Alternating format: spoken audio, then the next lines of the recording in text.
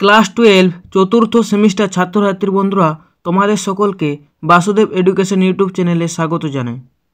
আজ আমি তোমাদের ইতিহাসের প্রথম চ্যাপ্টার অর্থাৎ বিদ্রোহ এবং ব্রিটিশ রাজ থেকে কটি বাছাই করা 3 এবং 4 নম্বরের কোশ্চেন নিয়ে আলোচনা করব। তো তোমরা এই ভিডিওটি শুরু থেকে শেষ পর্যন্ত দেখার চেষ্টা করবে এবং যারা যারা এই চ্যানেলে নতুন অবশ্যই চ্যানেলটিকে সাবস্ক্রাইব করবেন।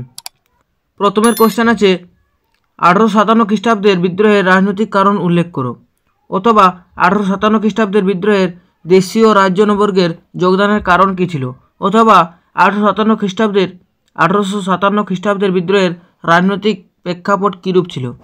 এর উত্তর হল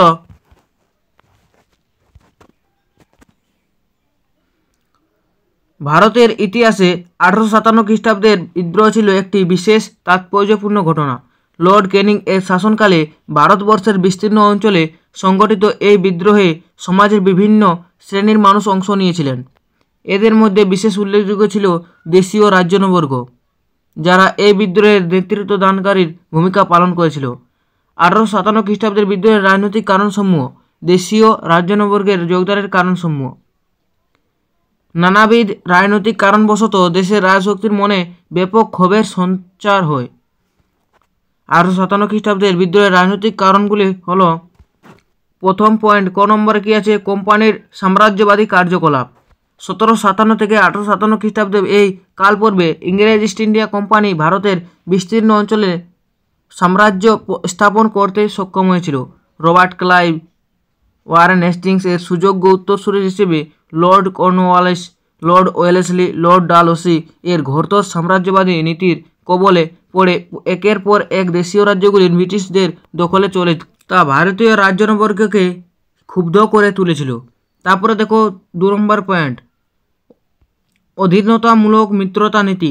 অধীনতামূলক মিত্রতা নীতি 1798 খ্রিস্টাব্দে প্রয়োগ করে লর্ড ওয়েলেসলি দেশীয় রাজাদের ইংরেজদের অধীনস্থ প্রজায় পরিণত করতে উদ্যোগী হন, যা শাসকদের মধ্যে তীব্র ক্ষোভের জন্ম দেয়। তারপরে সত্যবিলোপ নীতি। 3 নম্বর পয়েন্ট, ভারতবাসীর ব্রিটিশ শাসনের প্রতি অসন্তোষের অন্যতম কারণ ছিল লর্ড ডালহৌসির সত্যবিলোপ নীতির প্রয়োগ। এই নীতি দ্বারা ব্রিটিশ সৃষ্ট রাজ্যগুলিতে অপুত্রক রাজাদের মৃত্যুর পর তাদের রাজ্য ব্রিটিশ সাম্রাজ্যভুক্ত হবে বলে উল্লেখ করা হয়। পাশাপাশি কোম্পানির করদ বা আশ্রিত রাজ্যের অপুত্রক কোনো শাসক যদি দত্তক গ্রহণ করতে চান, তাহলে তাকে অতি অবশ্যই কোম্পানির পূর্ব অনুমতি নিতে হবে। এই নীতির মাধ্যমে সাঁতরা, ঝাঁসি, তাল্লোর, নাগপুর, সম্বলপুর, উদয়পুর প্রভৃতি দেশীয় রাজ্য ব্রিটিশ সাম্রাজ্যভুক্ত হয়। ফলস্বরূপ রাজ্যচ্যুত ও বঞ্চিত রাজ্যবর্গ নিজেদের অধিকার পুনঃপ্রতিষ্ঠার আশায় ব্রিটিশ শাসনের অবসান ঘটাতে আগ্রহী হন। তারপরে 4 নম্বর পয়েন্ট, অর্থাৎ ভাতাবন্ধ ও পদমর্যাদা লোপ। লর্ড ডালহৌসি পেশোয়া দ্বিতীয় বাজিরাও এর দত্তকপুত্র নানা সাহেবের পেশোয়া পদ লোপ করেন। তার বার্ষিক 8 লক্ষ টাকা বৃত্তিও বন্ধ করে দেন। এছাড়া মুঘল সম্রাট দ্বিতীয় বাহাদুর শাহ উপাধি বাতিল করে তাকে রাজপ্রাসাদ থেকে বহিষ্কার করে কুতুবে স্থানান্তরিত করা হয়। ইংরেজের রাজ্যগ্রাসের ফলে বহু রাজা তাদের রাজ্য হারান। ফলে রাজপরিবার ও রাজপরিবারের উপর নির্ভরশীল ব্যক্তি, কর্মচারী, সৈনিক, সুবিধাভোগী শ্রেণী, জমিদার, তালুকদার জীবিকাহীন হয়ে ইংরেজ বিরোধী হয়ে ওঠেন। তারপরে দেখো 2 নম্বর প্রশ্ন। 2 নম্বর প্রশ্ন কী আছে, 1857 খ্রিস্টাব্দের বিদ্রোহের অর্থনৈতিক কারণ বা প্রেক্ষাপট কী ছিল, অথবা ইংরেজ ইস্ট ইন্ডিয়া কোম্পানির অর্থনৈতিক শোষণ কীভাবে 1857 খ্রিস্টাব্দের বিদ্রোহের ক্ষেত্র প্রস্তুত করেছিল। এর উত্তর হল, ভারতে ইংরেজদের অর্থনৈতিক শোষণ তথা কোম্পানির অর্থনৈতিক বিরুদ্ধে সর্বস্তরে মানুষের পুঞ্জীভূত ক্ষোভই ছিল 1857 খ্রিস্টাব্দের বিদ্রোহের অন্যতম প্রধান কারণ। 1857 খ্রিস্টাব্দের বিদ্রোহের অর্থনৈতিক কারণসমূহ। প্রেক্ষাপট। 1857 খ্রিস্টাব্দের বিদ্রোহের বিভিন্ন অর্থনৈতিক কারণগুলি হল, 1 নম্বরে সম্পদের নির্গমন।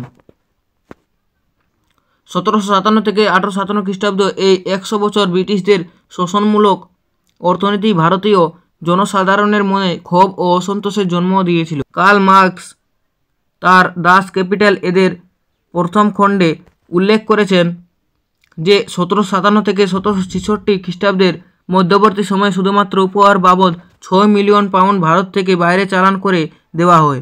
উপঢৌকন ও উৎকোচের মাধ্যমে এই জলের মতো অর্থের নির্গমনকে দাদাভাই নওরোজি এবং Rameshchandra Dutta drain of wealth বলে উল্লেখ করেছেন। তারপরে 2 নম্বর পয়েন্ট, অসম বাণিজ্য নীতি।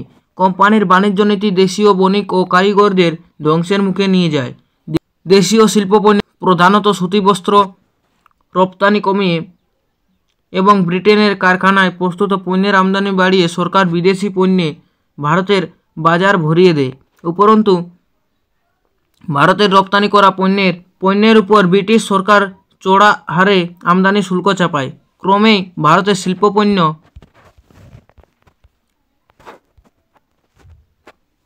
অসম প্রতিযোগিতার মুখে পড়ে নিঃশেষ হতে থাকে। ভারতবর্ষ মূলত পরিণত হয় ইংল্যান্ডের ম্যানচেস্টার ল্যাঙ্কাশায়ার কাঁচামাল সরবরাহকারী দেশে। ফলে ভারতে দেশীয় শিল্পী কারিগরেরা অনাহারে মৃত্যুমুখে পতিত হন। দারিদ্র পীড়িত এই সকল মানুষেরা পরবর্তীকালে ইংরেজ বিরোধী আন্দোলন যোগদান করেন। তারপরে 3 নম্বর পয়েন্ট, কোম্পানির ভূমি রাজস্ব নীতি। ইংরেজ ইস্ট ইন্ডিয়া কোম্পানি ভারতের বিভিন্ন অঞ্চলে বেশি পরিমাণে রাজস্ব আদায়ের জন্য বিভিন্ন প্রকার ভূমি রাজস্ব নীতি চালু করে। চিরস্থায়ী, রায়তহারি বা মহলওয়ারি প্রতিটি ব্যবস্থায় বিপুল পরিমাণে খাজনার হার বৃদ্ধি, কোম্পানি সৃষ্ট জমিদার শ্রেণীর শোষণ কৃষকদের জীবন করে তুলে দুর্বিষহ। তারপরে 4 নম্বর পয়েন্ট অর্থাৎ লাস্ট পয়েন্ট, মহাজন ও নীলকরদের শোষণ। কোম্পানির রাজস্ব ব্যবস্থার ফলে মহাজন শ্রেণীর উদ্ভব হয় চড়া হারে। রাজস্ব দিতে ব্যর্থ হয়ে কৃষকেরা জমি বন্ধক দিয়ে মহাজনের কাছে চড়া সুদে ঋণ দিতে বাধ্য হতেন। ঋণের জালে তাদের আর্থিক ব্যবস্থা শোচনীয় হয়ে ওঠে। এছাড়াও কৃষকেরা নীলকর সাহেবদের দ্বারাও নির্যাতিত হতেন। উপরোক্ত অর্থনৈতিক কারণগুলি 1857 খ্রিস্টাব্দের বিদ্রোহের ক্ষেত্রে প্রস্তুত করেছিল।